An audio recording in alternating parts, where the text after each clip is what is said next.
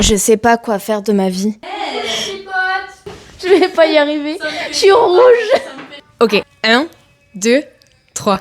Coucou les petits potes! J'espère que vous allez bien. Comme vous venez de l'entendre, je suis pas toute seule. Nous sommes en vacances en Italie avec des copines, dont Roxane que vous avez déjà vue dans une précédente vidéo. Je vais donc vous faire un petit vlog lecture dans lequel on va donc suivre mes lectures pendant ces vacances et suivre un petit peu ce que j'ai pu faire pendant ces vacances aussi au niveau voyage. En toute transparence, là on est actuellement le dernier jour puisqu'on repart demain, mais je n'ai pas trouvé le temps avant de vous filmer tout ça. Donc je vais un petit peu tricher. Vous allez avoir cette vidéo un petit peu en mode introduction de ce vlog, sûrement quelques petits plans avant, quelques petits plans après, et ensuite vous aurez mon avis final un petit peu sur les lectures que j'aurais faites et sur le bilan global de ce voyage en fait. Donc concernant les villes qu'on a visitées en Italie, nous avons passé un jour à Trévise, un jour et demi à Trévise, ensuite 2 jours à Venise, et là nous sommes donc à Milan pour 2 jours et demi. Faut savoir que moi j'avais déjà fait Venise et Milan, je n'avais jamais fait Trévise et pourtant j'ai absolument adoré. D'ailleurs si vous devez y aller, foncez, vraiment la ville est extraordinaire. Et comme j'ai eu plusieurs petites galères, micro-galères, mais plutôt des retards de transport pendant ce voyage, notamment à l'aller, j'ai eu le temps de pas mal avancer dans mes lectures et je voulais donc un petit peu vous en parler aujourd'hui. Au format audio, j'ai continué Reste avec moi de Ayobami Adebayo que j'avais commencé il y a un petit temps et que j'espère terminer d'ici demain, je pense, que je vais plutôt vous introduire une fois que je serai arrivée à la toute fin pour la simple et bonne raison que je veux pas vous spoiler. C'est un petit peu un récit qui va partir de la fin pour revenir vers le début et je pense que je serai plus au calme chez moi pour réussir un petit peu à vous détailler tout ça. Et la seconde lecture dont je voulais vous parler, c'est une lecture que j'ai commencée au format numérique juste avant de partir et que j'ai quasiment terminée. Je crois que je suis à 94%, quelque chose comme ça. Cette lecture s'appelle Les Archipels engloutis de Martin Myron et je suis désolée, je ne me souviens plus du nom de l'autre autrice. Martin Myron, je m'en souviens parce que j'ai déjà lu un livre de cet auteur. Je vous mets le nom de l'autre autrice avec la couverture par là. Et j'apprécie vraiment beaucoup. Idem, je pense que je vous ferai un résumé un petit peu plus détaillé une fois que je serai chez moi et que j'aurai terminé cette lecture.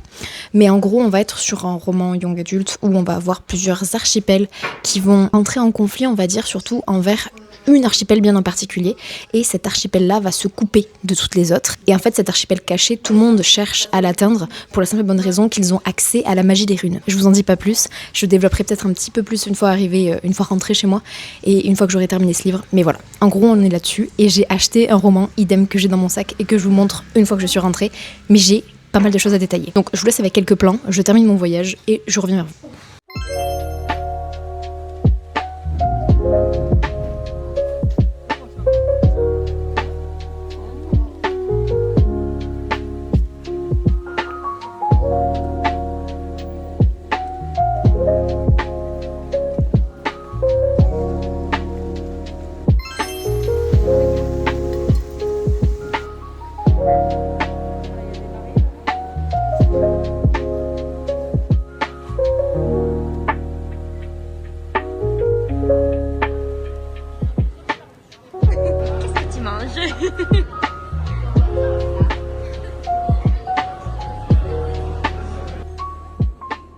Je suis officiellement de retour chez moi, il est donc temps de faire un bilan de ce voyage, de vous détailler un petit peu plus mes lectures parce que je viens de monter un petit peu tout le début de ce vlog, il me reste juste cette vidéo à rajouter et à monter derrière et je me rends compte que je suis vraiment restée très évasive et introductive sur mes lectures pour ne pas dire que je vous ai donné zéro détail parce que sur Reste avec moi vraiment vous ne savez rien. Donc je vais prendre le temps un petit peu plus de détailler parce que spoiler, c'était deux lectures absolument excellentes. Il n'y en a pas une en dessous de 4 étoiles. J'ai hâte de développer un petit peu tout ça plus en détail. Avant ça, j'aimerais juste vous montrer les quelques petites choses que j'ai ramenées d'Italie et vous montrer un livre que j'ai reçu, que j'ai vu que j'avais dans ma boîte aux lettres en rentrant. Et ensuite, j'enchaîne directement donc sur ces lectures de vacances. Concernant les souvenirs, j'ai ramené 3 choses. Enfin, théoriquement 5, mais il y en a 2 qui ne sont pas pour moi et que je ne vous montrerai pas ici. La première chose que j'ai ramenée, c'est un souvenir de Burano. Alors, pour vous donner un petit peu de contexte, tant qu'à aller à Venise, on a visité 3 îles qui sont toutes les 3 proches de Venise. Je vais essayer de vous les prononcer avec le bon accent italien. Donc tout d'abord, nous avons visité Murano, que j'avais déjà vu quand j'ai été à Venise il y a maintenant peut-être 3 ou 4 ans. Murano qui est donc une île où on a notamment beaucoup de souffleurs de verre. Elle est connue pour le fait qu'il y ait beaucoup d'artisans souffleurs de verre. On a d'ailleurs vu une démonstration, c'était grave cool. Vraiment très impressionnant. Ensuite, on a basculé à Torcello, qui est une île plus petite et plus sauvage. Personnellement, j'ai vraiment beaucoup apprécié. C'était, c'était reposant, c'était ressourçant comme paysage et comme environnement. Et on a terminé par Burano, qui est l'île que je ne connaissais pas et l'île que nous avons, je pense, toutes préférées. J'ai ramené un petit magnète. Ça m'a fait penser un petit peu aux 5 terres où j'ai été l'été dernier. Ouais, Passion Italie et Espagne par ici. Et où on avait aussi beaucoup de façades très colorées. Là, Burano, c'est donc une petite île très très colorée. Plein de façades très colorées comme on peut voir sur ce magnète-là. C'était très très mimes. J'ai vraiment beaucoup aimé, l'ambiance était très cool, d'autant plus qu'on a eu beaucoup de chance durant ce voyage de façon générale parce qu'on a eu du beau temps partout, à l'exception d'un soir à Milan où il a commencé un petit peu à pleuvoir, mais sinon du soleil, un temps ultra agréable et surtout très peu de touristes. Donc moi, Venise, quand j'y avais été, c'était en août la fois précédente et c'était absolument blindé, c'était ultra compliqué de circuler dans les rues, vraiment. Il fallait vraiment s'excentrer complètement du centre très très touristique pour réussir à souffler un peu et à croiser des rues et des paysages plus sereins et plus calmes. Là, franchement, très très agréable. Et ensuite, du coup, tant qu'à parler de Venise, j'ai ramené 2 choses. Tout d'abord, on s'est, avec les copines, toutes acheté un petit bracelet comme ceci avec des perles, chacune d'une couleur différente en fonction de ce qui nous correspondait le plus. Et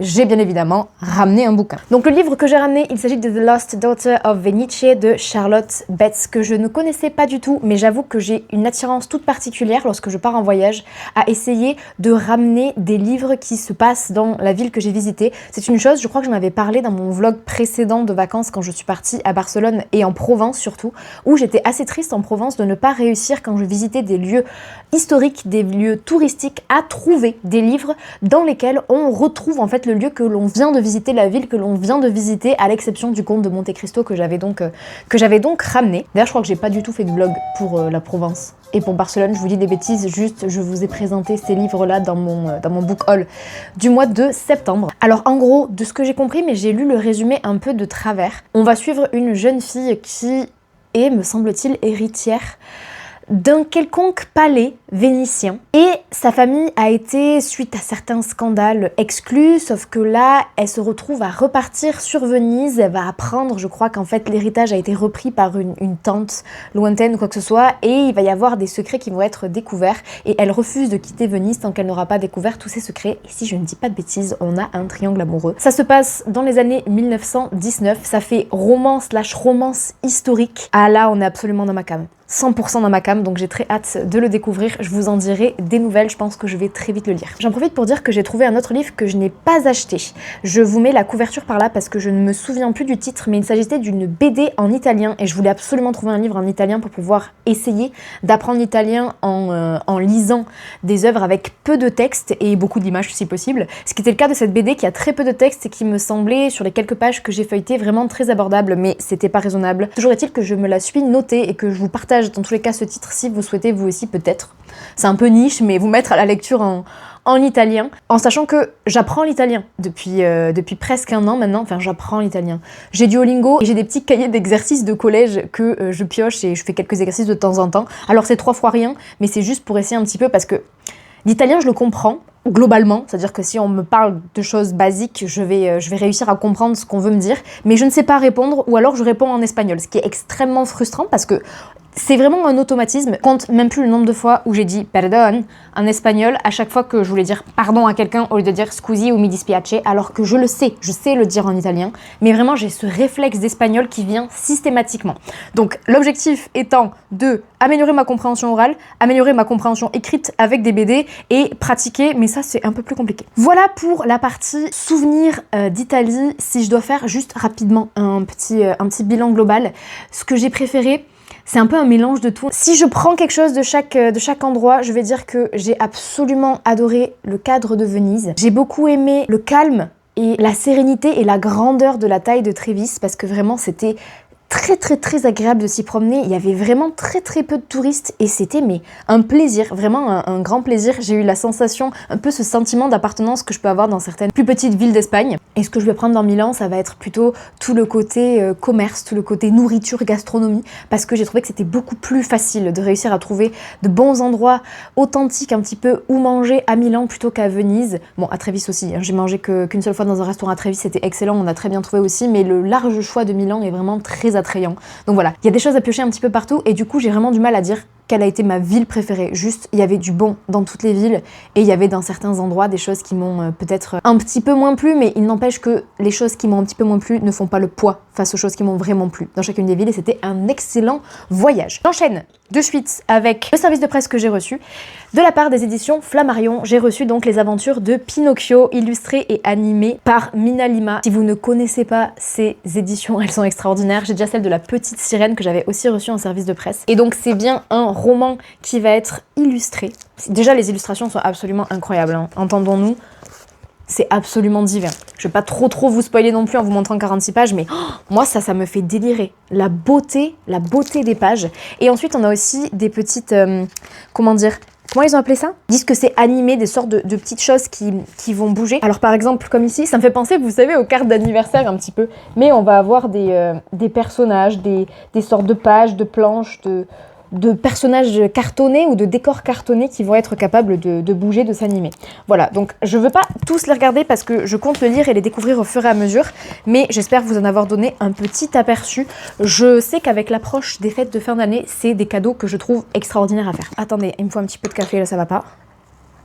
Il me reste donc à vous parler afin de clôture ce vlog lecture voyage de mes lectures que j'ai donc lues et terminées. Elles sont au nombre de 2. Je vais commencer par le livre audio que j'avais vraiment très bien entamé avant de partir en vacances. Je pense qu'il devait me rester quelque chose comme 1h30 d'écoute. Mais il n'empêche que je l'ai terminé pendant ces vacances, donc je l'intègre à ce vlog et je vous en ai pas encore parlé. Il s'agit de Reste avec moi d'Ayobami Adebayo et je vais de suite donner ma note. J'ai mis 5 étoiles à ce livre, donc 4,5 arrondi à 5. C'était très prenant, ça m'a bouleversée par moments. J'ai vraiment retenu mes larmes à plusieurs endroits. Je vous conseille d'ailleurs totalement le livre audio, je le trouve très bien fait. On va être au Nigeria dans les années 80, donc avec tout le contexte politique qui accompagne ces années-là et cette période-là au Nigeria. Ça va être notamment pas mal abordé dans le livre. On va surtout suivre une femme qui s'appelle Yejide. Et on nous dit d'entrée que Yejide va être mariée à Akin et que en introduction de ce livre, des années plus tard, on sait que Yejide ne vit plus avec Akin, ils n'ont plus eu de contact pendant plusieurs années et donc on va revenir un petit peu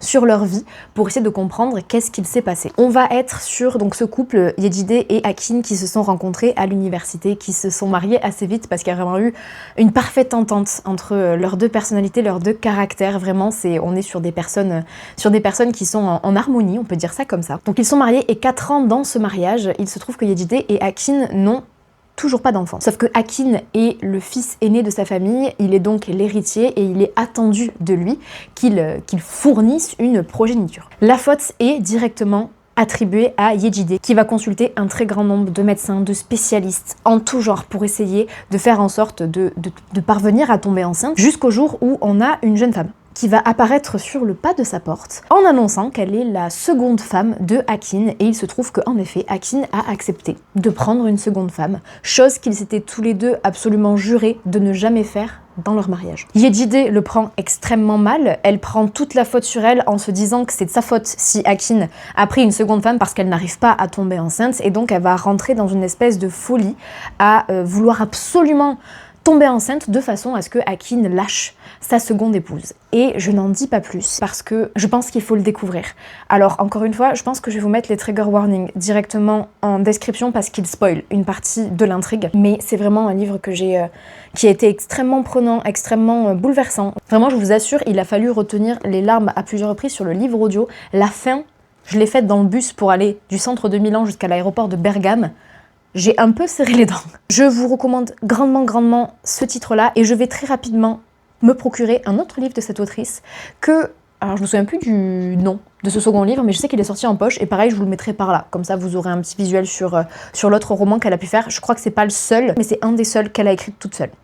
À confirmer, je ne suis pas certaine de ce que j'avance. Et donc ensuite, le second roman que j'ai commencé un tout petit peu avant le départ en Italie et que j'ai terminé donc idem le matin de notre départ parce que j'ai été réveillée un petit peu plus tôt. Il s'agit des Archipels engloutis de Martin Myron et Nancy Gilbert que j'ai énormément aimé aussi. Je lui ai mis la note de 4,25 je crois, arrondi à 4, mais j'ai passé un très bon moment de lecture. Je trouve que c'est un livre qui sait totalement se démarquer de ce qu'on a l'habitude de trouver en young adulte et j'ai vraiment très bien accroché au personnage, à l'intrigue. Donc comme je vous l'expliquais, on va être sur une histoire d'archipel avec l'une de ces archipels qui a décidé de se fermer à toutes les autres en créant un espèce de très grand cyclone qu'il est impossible de traverser, en sachant que dans cet archipel, la magie des runes est chose courante, c'est-à-dire que c'est vraiment des gens qui savent totalement totalement utiliser la magie des runes. Et je n'avais plus d'espace de stockage, donc ça a coupé, je reviens tout de suite. Je vous parlais donc des archipels engloutis, en vous expliquant cette histoire de cyclone, de tempête qui s'est créée devant l'archipel pour laquelle on a donc des personnes capables de maîtriser la magie des runes. Et on va suivre deux personnages. Nimue, qui donc habite sur cet archipel et qui va être mandaté par le conseil de son archipel pour aller sur l'archipel, on va dire, un petit peu principal de toutes les archipels restantes pour essayer de comprendre ce qui menace ce cyclone qui protège son archipel. Et de l'autre côté, sur cet archipel royaume, on va dire, on a Atlas, le pupille de l'alchimiste royal qui fait notamment partie des ouragans, qui est une espèce d'élite de jeunes personnes qui, à partir d'un costume, parviennent à voler, et leur objectif principal à cette élite, à cette espèce de groupe, on peut dire un petit peu militaire, c'est de parvenir à transpercer ce cyclone pour accéder à l'archipel. En sachant que Atlas, ses parents sont décédés dans ce cyclone-là en essayant de le traverser, et donc il fait de son devoir, de sa quête de réussir à traverser ce cyclone tout en continuant en parallèle d'être le pupille de l'alchimiste royal. Voilà en gros les deux personnages que l'on va suivre, et on va avoir les deux points de vue de ces personnages-là. Je ne vous en dis pas plus, c'est un roman dans lequel on a beaucoup de rebondissements, certains que j'ai vus un petit peu venir, d'autres beaucoup moins, et on a vraiment de l'action en continu. Je trouve que c'est extrêmement prenant. Je crois qu'il est pas si court que ça, parce que c'est quand même un roman qui fait 480 pages, donc quasiment 500 pages, et vraiment je l'ai trouvé...